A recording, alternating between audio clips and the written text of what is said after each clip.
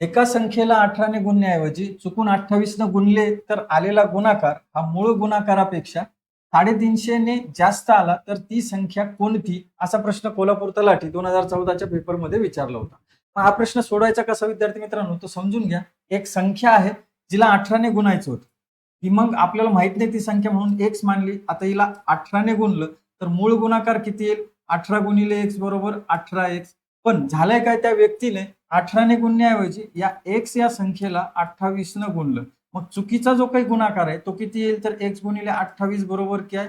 तर 28x. आणि सांगितलंय काय की जो काही चुकीचा गुणाकार आलेला आहे तो या मूळ गुणाकारापेक्षा 350 ने जास्त आलेला आहे. मग याचा अर्थ काय की 28x आणि 18x या दोन्ही गुणाकारामधला फरक जो काय आहे तो 350 आहे. मग आपण इथे काय म्हणू शकतो की 28x वजा 18x बरोबर किती आहे? तर 350 आहे असं आपण म्हणू शकतो किंवा लिहू शकतो. मग यांचं हे जर सोडवलं तर आपल्याला आपल्या प्रश्नाचं उत्तर मिळेल. मग 28x वजा 18x बरोबर किती? तर 10x मिळेल आपल्याला. आणि इथे समोर काय आहे तर 350 ॲज इट इज आहे. मग इथे x ची किंमत म्हणजे ती संख्या आपल्याला मिळेल.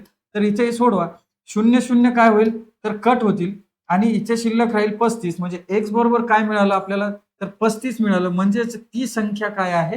तर 35 एवढी आहे. पर्याय क्रमांक 3 हे या प्रश्नाचं राईट आन्सर आहे. या पद्धतीने तुम्हाला हा प्रश्न सोडवायचा आहे विद्यार्थी मित्रांनो. विद्यार्थी मित्रांनो, हे स्पष्टीकरण जर तुम्हाला समजलं असेल तर अगदी सोप्या प्रकारचा प्रश्न तुम्हाला याच टाईपचा देतोय. या प्रश्नाचं उत्तर कमेंट करा आणि हा व्हिडिओ आवडला असेल तर या व्हिडिओला लाईक करा, शेअर करा आणि एसबी अकॅडमी चॅनलला सबस्क्राईब करा.